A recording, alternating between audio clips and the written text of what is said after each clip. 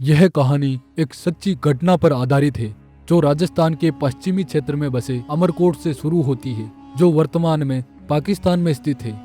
उस समय अमरकोट का शासन राजकुमार महेंद्र के पास था, जो एक पराक्रमी और सुंदर राजकुमार था। उसकी ऊंची लंबाई, चेहरे पर तेज और सुंदरता थी, जो शायद इस कहानी के जन्म का कारण बने। एक दिन महेंद्र अपने बहनोई हमीर जडेजा के साथ शिकार पर जाता है। हमीर गुजरात के शासक थे। महेंद्र ने तय किया था कि वे इस बार खरगोश का शिकार करेंगे और इसके लिए वे दोनों मिलकर जंगल के लिए निकल पड़ते हैं। काफी समय तक खरगोश नहीं मिलता, लेकिन महेंद्र ने ठान लिया था कि वह खरगोश का ही शिकार करेंगे। वे दोनों बहुत दूर तक निकल जाते हैं और जैसलमेर तक पहुंच जाते हैं। जैसलमेर में अचानक महेंद्र के बहनोई हमीर की नजर एक खरगोश पर पड़ती है, लेकिन जब वे खरगोश का शिकार करने की कोशिश करते हैं तो वह अचानक भाग जाता है।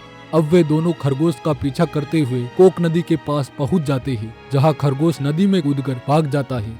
इस दौरान अंधेरा हो जाता है और वे दोनों नदी के किनारे एक पेड़ के नीचे बैठकर विश्राम करने का निर्णय लेते हैं। महेंद्र और हमीर को अब समझ आता है कि वह अपने क्षेत्र से बहुत दूर निकल आए हैं और अब उन्हें वही विश्राम करने की जरूरत है। तभी उन्हें नदी के दूसरी ओर एक महल दिखाई देता है। महल के पास पहुंचने पर पता चलता है कि यह महल लोधरवा की राजकुमारी मूमल का है, जो अपनी सुंदरता के लिए प्रसिद्ध थी। महल गुलाब के फूलों से सजा हुआ था और चारों ओर रौनक थी। महेंद्र और हमीर ने महल के सेवकों को अपना परिचय दिया और बताया कि वे अमरकोट के राजकुमार महेंद्र और गुजरात के शासक हमीर जडेजा है और शिकार के लिए आए थे, लेकिन रास्ता भटक गए हैं। महल के सेवक उन्हें भीतर ले गए और उनका स्वागत अच्छे से किया गया। उन्होंने महेंद्र और हमीर को भोजन करवाया और विश्राम की व्यवस्था की। महेंद्र और हमीर विश्राम के बाद महल से रवानगी के लिए तैयार होते हैं। तभी एक सेवक राजकुमारी मूमल का संदेश लेकर आता है कि वह उनसे मिलना चाहती है, लेकिन एक साथ नहीं, अलग अलग। महेंद्र ने अपने बहनोई से कहा कि पहले आप जाए। जब हमीर महल के भीतर जाते हैं तो उन्हें रास्ते में खतरनाक जानवर दिखाई देते हैं, जैसे शेर और मगरमच्छ। यह देखकर वह वापस लौट आते हैं और महेंद्र को बतलाते हैं कि राजकुमारी ने अपनी सुरक्षा के लिए जानवर रखे हैं। महेंद्र अपनी तलवार लेकर राजकुमारी से मिलने निकलते हैं। रास्ते में उन्हें शेर का सामना होता है, जिसे वह अपनी तलवार से मार गिराते हैं। इसके बाद महेंद्र महल के भीतर राजकुमारी मूमल से मिलने पहुँचते हैं। जब महेंद्र कक्ष में प्रवेश करते हैं तो वह राजकुमारी मूमल के रूप से अभिभूत हो जाते हैं। मूमल और महेंद्र के बीच पहली मुलाकात में ही प्रेम हो जाता है। वे घंटों बातें करते रहते हैं और समय का पता ही नहीं चलता। अगले दिन जब महेंद्र अमरकोट लौटने के लिए तैयार होते हैं तो मूमल उनसे विवाह का प्रस्ताव रख देती है। हालांकि महेंद्र इसे स्वीकार नहीं कर सकते, क्योंकि उनकी पहले से कुछ अन्य रानियां थी। फिर मूमल ने शर्त रखी कि आपको हर रोज मुझसे मिलने आना होगा, तो महेंद्र ने मूमल की यह शर्त स्वीकार कर दी। अमरकोट से आने के पश्चात महेंद्र को हर जगह राजकुमारी मूमल ही दिखाई दे रही थी, लेकिन उसे अंदर ही अंदर एक चिंता भी सता रही थी कि आखिर कैसे वह हर रोज इतने कम समय में अमरकोट से लोधरवा 100 मील की दूरी तय करेगा। लेकिन उसने राजकुमारी मूमल को वचन दे दिया था, तो वह उसे निभाने से पीछे नहीं हट सकता था। इस चिंता के साथ वह ऊंट पालक के पास पहुँचता है और उससे पूछता है, क्या कोई ऐसा ऊंट है जो शाम के समय के बाद मुझे जैसलमेर से लोधरवा पहुंचा सके और सुबह होने से पहले मुझे वापस अमरकोट छोड़ दे। ऊंट पालक राजकुमार महेंद्र को अपना सबसे तेज चलने वाला ऊंट चीतल दे देता है। अब महेंद्र उस तेज रफ्तार वाले ऊंट पर सवार होकर हर रात मूमल के पास मिलने जाता है और सुबह होते ही वापस अमरकोट पहुंच जाता है। यह सिलसिला लगभग 8 महीने तक चलता रहा, लेकिन धीरे धीरे महेंद्र की रानियों को शक होने लगा, क्योंकि महेंद्र पिछले 8 महीने से अपनी रानियों को समय नहीं दे पा रहा था। एक दिन रानियों ने सबसे छोटी रानी से महेंद्र के रात में गायब हो जाने के बारे में पूछा। छोटी रानी ने बताया कि महेंद्र हमेशा भीगा हुआ आता है और सुबह जल्दी अपने कमरे में सो जाता है। महेंद्र की माँ ने छोटी रानी से कहा, जब महेंद्र भीगा हुआ आए तो उसके बालों में जमा पानी मुझे लाकर दिखाना। जैसे ही छोटी रानी ने महेंद्र के बालों से पानी निकाला तो महेंद्र की माँ को सब समझ में आ गया कि पानी कोक नदी का है। उसका बेटा हर रात मूमल के पास जाता है, जिसका महल कोक नदी के किनारे है। महेंद्र की रानियां अब उसे मूमल से मिलने से रोकने के लिए एक चाल चलती है। वे चीतल ऊंट को जहर दे देती है ताकि महेंद्र मूमल से मिलने न जा सके। अगले दिन महेंद्र जब ऊंट के पास जाता है तो वहाँ चीतल मरा हुआ मिलता है। यह देखकर महेंद्र बहुत चिंतित होता है। फिर वह ऊंट पालक के पास जाता है और चीतल जैसा तेज दौड़ने वाला ऊंट मांगता है। पालक उसे ऊँटनी देने का वादा करता है, लेकिन वह चेतावनी देता है कि वह अगर गलती से ऊँटनी को डंडे से मारे तो वह रेगिस्तान में भटका सकती है। महेंद्र ऊँटनी लेकर निकल पड़ता है, लेकिन रास्ते में वह जल्दी में ऊँटनी को चाबुक से मार देता है। ऊँटनी गुस्से में आकर रास्ते से भटका देती है और जैसे तैसे ऊँटनी को काबू करके राजकुमारी मूमल के महल के बाहर पहुंचता है, लेकिन महेंद्र को देर हो जाती है। वह सुबह के करीब 5 बजे लोदरवा पहुंचता है और सीधे मूमल के कमरे की ओर जाता है। जैसे ही वह मूमल के कमरे में प्रवेश करता है तो उसके पैरों के नीचे से जमीन खिसक जाती है। वह सामने के दृश्य को देखकर हक्का बक्का रह जाता है और देखता है कि राजकुमारी मूमल किसी पुरुष के साथ सो रही थी। यह दृश्य देखकर महेंद्र के हाथ में पकड़ा चाबुक वही दरवाजे पर गिर जाता है। लेकिन दोस्तों, मूमल के साथ कोई पुरुष नहीं बल्कि पुरुष का भेष धारण किए उसकी बहन सुमन सो रही थी। लेकिन महेंद्र को कहाँ पता था कि यह तो उसकी बहन सुमन है।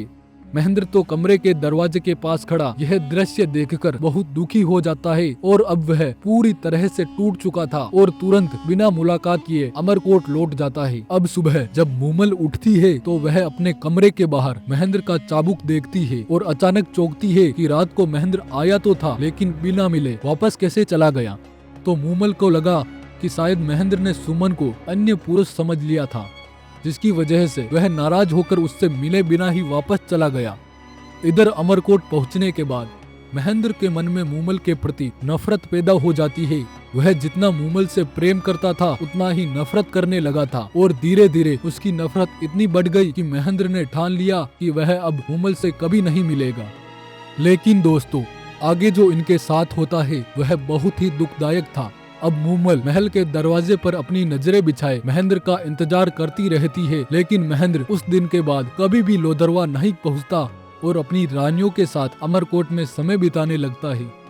अब धीरे धीरे समय गुजरता है, लेकिन अब भी मूमल लोदरवा में महेंद्र का इंतजार कर रही थी और मूमल की इसी चिंता के चलते उसकी खूबसूरती फीकी पड़ने लगी। अब इसमें कई बार मूमल ने राजकुमार महेंद्र को पत्र भी भेजे, लेकिन वह पत्र कभी भी महेंद्र तक नहीं पहुँचते थे। ये पत्र महेंद्र की रानियों तक ही सीमित हो जाते थे। काफी समय बीतने के बाद राजकुमारी मूमल का सब्र टूट जाता है और इसी के चलते राजकुमारी मूमल अपने कुछ सेवकों के साथ लोदरवा से अमरकोट की ओर प्रस्थान करती है। अब मूमल अमरकोट में महेंद्र के महल के बाहर पहुंच जाती है और अपना पैगाम महेंद्र तक पहुंचाती है कि लोदरवा की राजकुमारी मूमल उनसे मिलने आई है। महेंद्र तक यह पैगाम पहुंचता है, लेकिन महेंद्र को अब भी मूमल से नाराजगी थी, जिसके चलते महेंद्र पैगाम भेजवाता है कि महेंद्र का स्वास्थ्य खराब होने के कारण वह मूमल से नहीं मिल सकता है। लेकिन मूमल को हर हाल में महेंद्र से मिलना था, इसलिए वह रात को अमरकोट में विश्राम करती है और अगली सुबह फिर पैगाम भेजती है कि महेंद्र का स्वास्थ्य अब कैसा है, क्या वह अब मुझसे मिल सकते हैं।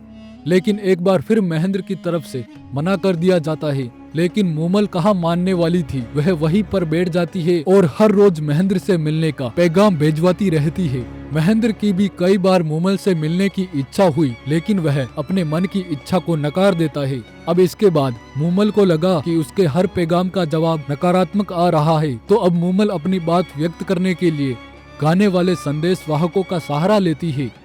ये संदेश वाहक निशब्द होते हुए मूमल का संदेश लेकर महेंद्र तक पहुँचते हैं और उसे गाकर उस रात की सच्ची घटना का बखान करते हैं। महेंद्र यह बखान सुनकर सोचता है कि मूमल मेरी इतनी प्रतीक्षा कर रही है तो शायद वह सच में सच्ची हो, और इसी के चलते महेंद्र की भी अब मूमल से मिलने की इच्छा होती है। लेकिन महेंद्र उसे मिलने से पहले अपने मन से मूमल की आखिरी परीक्षा लेना चाहता है। महेंद्र अपने एक दरबारी को बुलाता है और मूमल तक एक पैगाम भेजवाता है। महेंद्र दरबारी से कहता है कि तुम राजकुमारी मूमल को जाकर बोलो कि रात को महेंद्र को काले नाग ने डस लिया है, जिससे महेंद्र की मृत्यु हो गई है।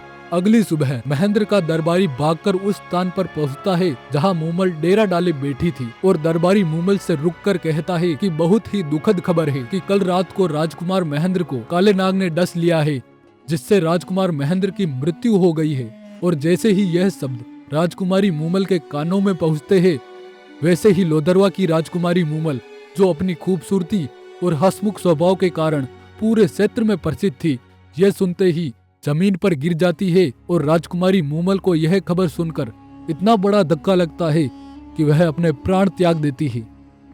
यह बहुत ही दुखदायक था। आसपास खड़े लोगों की आंखों में आंसू आ जाते हैं।